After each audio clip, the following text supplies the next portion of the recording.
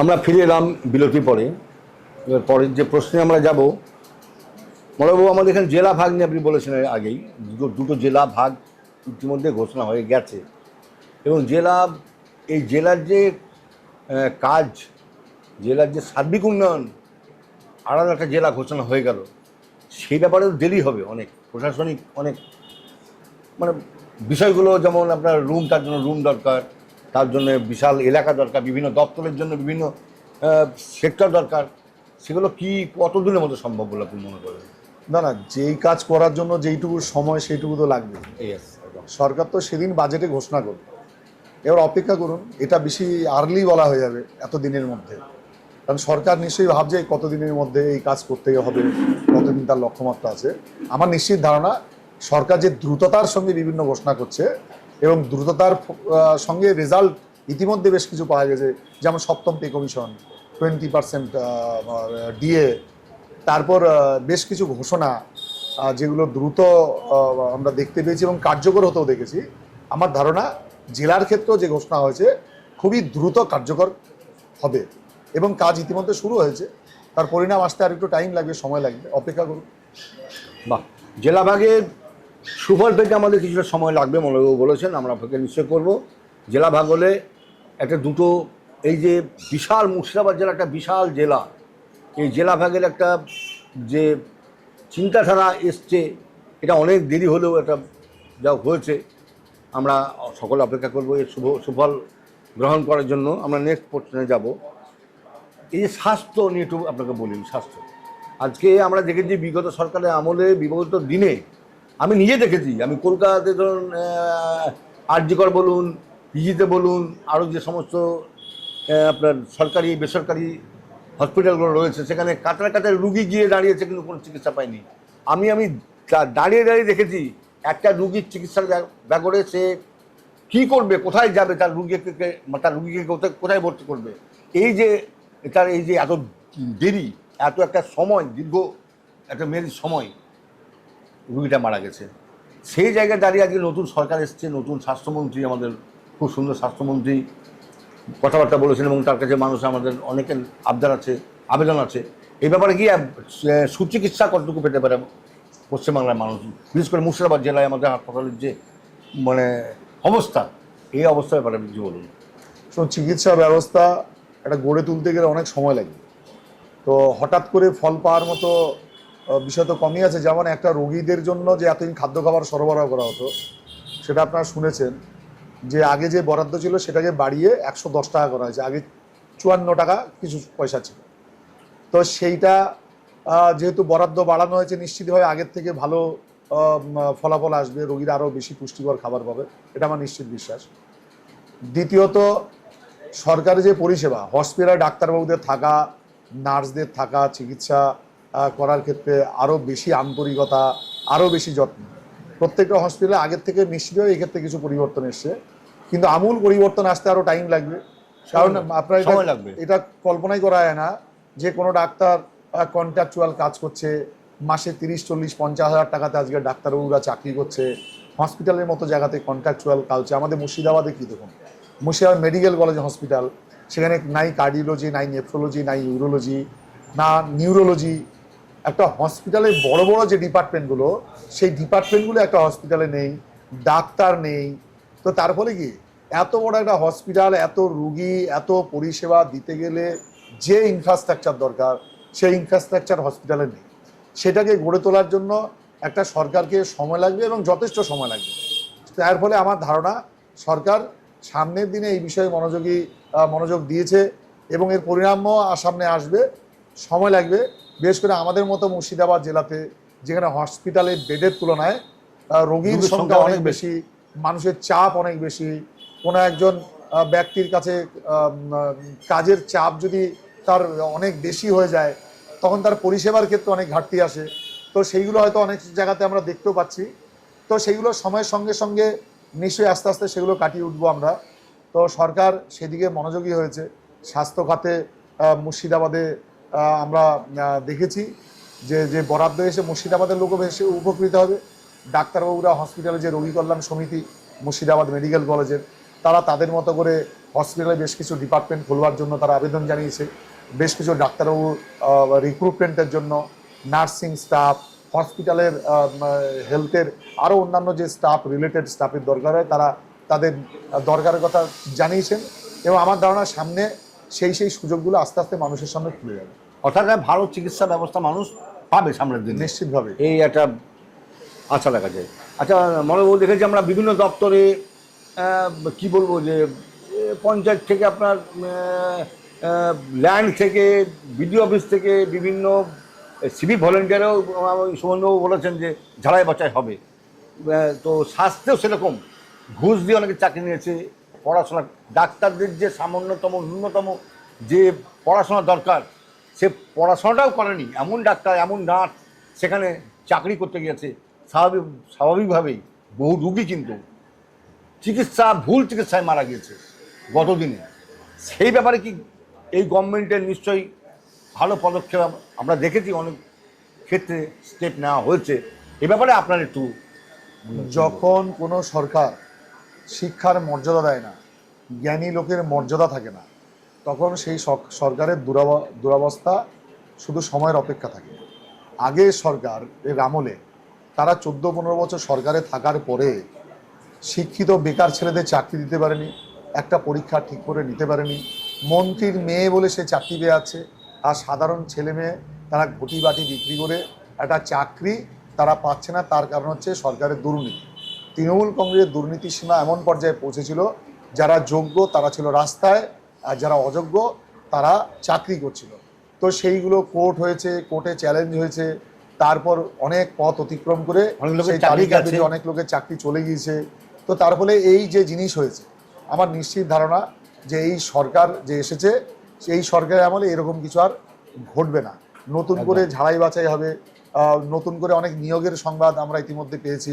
School service commission, police, বিভিন্ন ডিপার্টমেন্টে সামনের দিনে অনেক নিয়োগ হতে চলেছে, প্রায় লক্ষাধিক নিয়োগ সামনের দিনে আসতে চলেছে। আর বিভিন্ন ডিপার্টমেন্ট কাজ করতে গেলে যে কর্মীর অভাবে যে এতদিন ধরে ধুঁকছিল, সেই কর্মী যদি বল বাড়ে তখন ডিপার্টমেন্ট আস্তে আস্তে নিশ্চয়ই আরও জেগে উঠবে, আরও চেগে উঠবে। তো সেই কারণে সমস্ত যাতে কর্মী বল যেখানে কমে গেছে, কর্মী বলকে বাড়াতে হবে। এই কর্মী বল বাড়ানোর জন্য সরকার পদক্ষেপ করেছে, ইতিমধ্যে ঘোষণা করেছে। এবং সামনে যাতে স্বচ্ছভাবে নিয়োগ হয়, যোগ্যরা যোগ্য জায়গায় চাকরি পায়, কাজ পায়, এই সরকার প্রথম থেকেই সজাগ। সেই জন্য আমার নিশ্চিত ধারণা এই সরকারের উপর মানুষ যে বিশ্বাস রেখেছে, সেই বিশ্বাসের মর্যাদা, বিশ্বাসের ফল মানুষ নিশ্চিতভাবেই পাবে সামনে। খুব সুন্দর কথা শুনছি আমরা। দর্শক বন্ধু, আমাদের এই সরকারের প্রতি অনেক আবদার আছে, অনেক আবেদন আছে, আমাদের অনেক আশা রয়েছে। একটা কাঙ্ক্ষিত সরকার পশ্চিমবাংলায় আসীন হয়েছে। আমাদের অত অধৈর্য হবে না, ধৈর্য ধরতে হবে। আমরা অপেক্ষা করব এই সরকার আমাদের ইচ্ছার কতটুকু মূল্যায়ন করে, কতটুকু মূল্য আমাদের ইচ্ছাকে কতটুকু বাস্তবায়িত করতে পারে সেদিকে। দর্শক বন্ধু, আপনারা দেখছেন হাই নিউজ টেলিভিশন নিবেদিত। আমি সাংবাদিক এবং একজন সঙ্গীত শিল্পী, বিশেষত আমি সাংবাদিকের কাজেই আজকে এসেছি মলয়বাবুর কাছে। আপনাকে অনেক ধন্যবাদ যারা যখন আপনারা শুনছেন আমাদের এই অনুষ্ঠান। আমি পরিচালক মানবেন্দ্র চক্রবর্তী। আপনারা দেখছেন কথায় চলে গানে গল্পে ফিরে দেখা আজকের অতিথি অনুষ্ঠান। আমরা সঙ্গে রয়েছে আমাদের মুর্শিদাবাদ সাংগঠনিক জেলা সভাপতি মলয় মহাজন, আমি মানবেন্দ্র চক্রবর্তী। এবার আমরা যে প্রশ্নে যাব, আমাদের সময় শেষের দিকে চলে এসেছি আমরা। মলয়বাবু, রেজিনগর নিয়ে আপনার কিছু প্রশ্ন করব। আজকে আমরা দেখলাম মুখ্যমন্ত্রী শুভেন্দু অধিকারী আমাদের হুমায়ুন কবিরকে নিয়ে অনেক কথা বলে। হুমায়ুন কবির কিন্তু বলেছে যে এক সময় বলেছিলেন আমরা 70 ওরা 30, আমরা প্রয়োজনে গঙ্গায় ভাসিয়ে দেবো তাদেরকে কেটে। এরকম বিভিন্ন ধরনের মানে সাম্প্রদায়িক একটা কথাবার্তা কিন্তু উনি দীর্ঘদিন ধরে বলে আসছেন। এবং বাবরি মসজিদ নিয়ে যাবো ওসব প্রশ্নে আমি যাবো না। রিসেন্ট উনি বলেছেন যে আমাদের বেশি বিধানসভা বেশি আস্ফালন করলে মুর্শিদাবাদ জেলাকে নিজেরা আস্ফালন করে আমরা কিন্তু দেখে নেব, মানে রণংদেহী ভাব। এবং সমস্ত মুসলিমদেরকে উনি সাম্প্রদায়িকভাবে একত্রিত করার একটা আহ্বান জানিয়েছেন। এ ব্যাপারে আপনার মুখ থেকে শুনবো আমরা। আর শুভেন্দুবাবু কিন্তু বিশালভাবে প্রটেস্ট করেছেন এবং ওনাকে সাবধান করে দিয়েছেন যে এরকম সাম্প্রদায়িক কোনো কথাবার্তা যাতে না বলেন, কেউ না বলেন। তো এই ব্যাপারে আপনাকে একটু শুনবো আপনার কাছে। হুমায়ুন কবিরের দলের নাম হচ্ছে আম জনতা, আর উদ্দেশ্য হচ্ছে এমএলএ হবে বাপ বেটা। আমার ছেলেকে দাঁড় করিয়েছে। আর বেটাকে এমএলএ বানানোর জন্য, মুসলমানদের ভোটকে একত্রিত করবার জন্য উনি বারবার বারবার বিভিন্ন বাহানাতে এমন বিষয় উত্থাপন করতে চাইছেন যাতে করে বোঝা যায় উনি মুসলমানদের নেতা। উনি মুখে বলছেন আমি আম জনতা উন্নয়ন পার্টি আমার, কিন্তু আহ্বান জানাচ্ছেন দুনিয়ার মুসলমান এক হোক। তো কোনো রাজনৈতিক দল আম জনতা উন্নয়ন পার্টি, সে কি মুসলমানদের পার্টি? মুসলমানরা কি তাকে দায়িত্ব দিয়েছে দুনিয়ার মুসলমানদেরকে একত্রিত করার?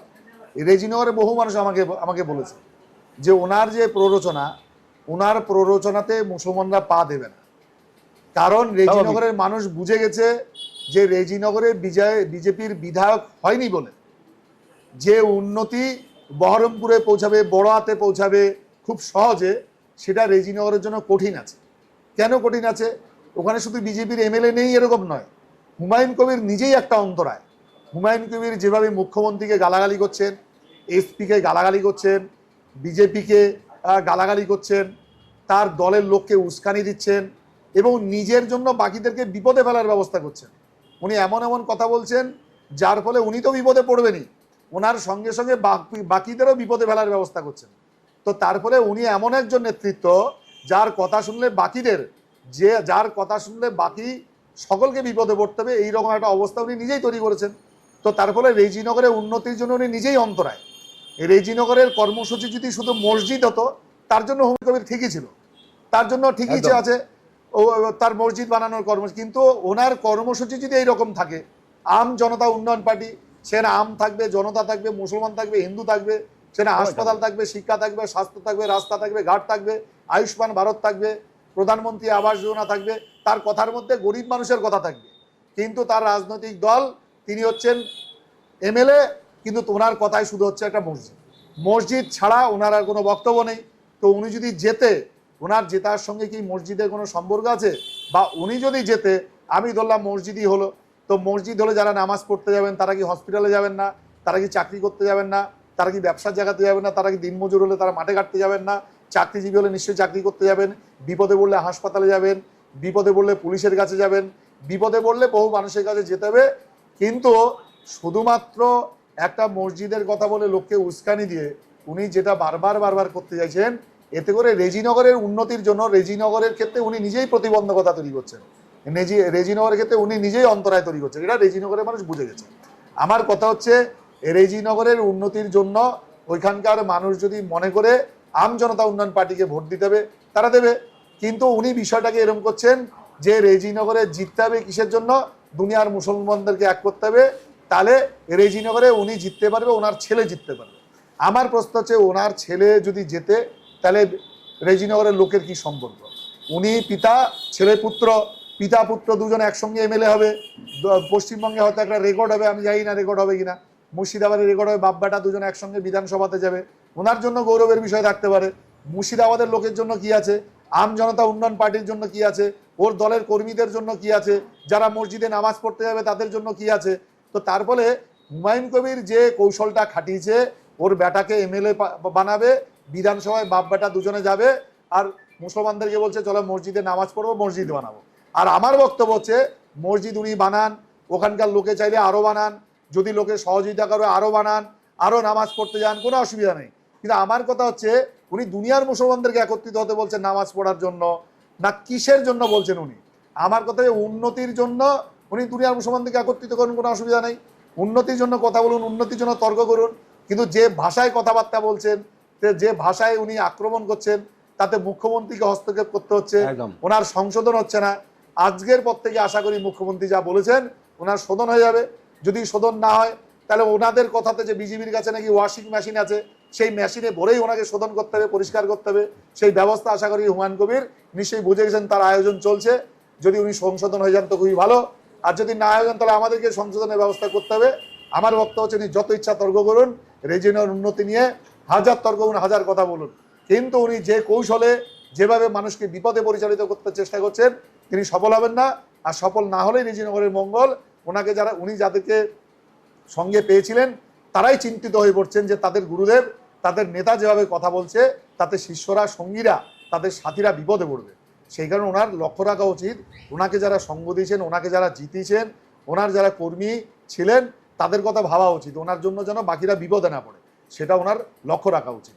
আশা করি এতক্ষণে উনি বুঝে গেছেন ওনার কীভাবে চলা উচিত। একদম একদম, খুব সুন্দর। আমরা শেষ মুহূর্তে চলে এসেছি দর্শক বন্ধু। আমরা মলয়বাবুর কাছে আমরা হুমায়ুন কবির সম্পর্কে আমরা শুনলাম। একসময় হুমায়ুনবাবু কিন্তু ভুল স্বীকার করেছিলেন যে আমার ভুল হয়েছে জনসম্মুখে দাঁড়িয়ে, এটাও ওনাকে বলতে হয়েছিল। অর্থাৎ রাজনৈতিক কৌশলে উনি এটা বলছেন না, কোনো অসৎ উদ্দেশ্যে বলছেন, এটা সরকার নিশ্চয় তদন্ত করবে, ওদিকে আমরা যাব না। আমরা অনুষ্ঠান শেষ করব। আমরা প্রধানমন্ত্রী সবকা সাথ সবকা বিকাশের বার্তায় কথার উপরে ভিত্তি করে আমরা চলব। ধর্ম নিয়ে কারো কোনো ঔদ্ধত্য এই সরকার মানবে না, পরিষ্কার পরিচ্ছন্নভাবে সরকার বলে দিয়েছে। আমরা কেউ চাইব না ধর্মের ভিত্তিতে কোনো উন্নয়ন হোক। যারা একদম অর্থনৈতিক দিয়ে যারা পিছিয়ে পড়ে আছে, সে হিন্দু হতে পারে, সে মুসলিম হতে পারে, সে আরও অন্য বিভিন্ন ধর্মাবলম্বী হতে পারে, এই আবেদন আমরা সরকারের কাছে আমরা মিডিয়া তরফ থেকে রাখবো। এবং জানি না আমার সঙ্গে একমত হবেন কিনা আমাদের মহাজনবাবু। আমার পরিষ্কার বার্তা দিতে চাই যে অর্থনৈতিক দিক দিয়ে যারা পিছিয়ে রয়েছে সে সমস্ত মানুষের উন্নয়ন হোক এবং সেইভাবে সমীক্ষাটা শুরু হোক। দর্শক বন্ধু, আমরা ছিলাম হাই নিউজ টেলিভিশন নিবেদিত। আমি সাংবাদিক মানবেন্দ্র চক্রবর্তী পরিচালিত কথায় সুরে গানে গল্পে ফিরে দেখা আজকের অতিথি। একটি অত্যন্ত গুরুত্বপূর্ণ অনুষ্ঠান, গোটা বিশ্বের লোক আমাদের টেলিভিশন দেখে, তারা শোনেন, তারা রিয়্যাক্ট করেন। আমরা প্রতি শনিবার রবিবার আমরা এই রাজনৈতিক পর্যালোচনায় থাকি। বাকি সোম থেকে শুক্রবার আমরা সাংস্কৃতিক অনুষ্ঠানের মধ্যে থাকি। দেখবেন, চোখ রাখুন হাই নিউজ টেলিভিশন। রাত্রি 10টা থেকে 11টা পর্যন্ত প্রতিদিনই অনুষ্ঠান হয়। সবাই ভালো থাকবেন। ওপারে যারা রয়েছেন প্রত্যেককে আমার আবার শুভেচ্ছা, অভিনন্দন, ধন্যবাদ।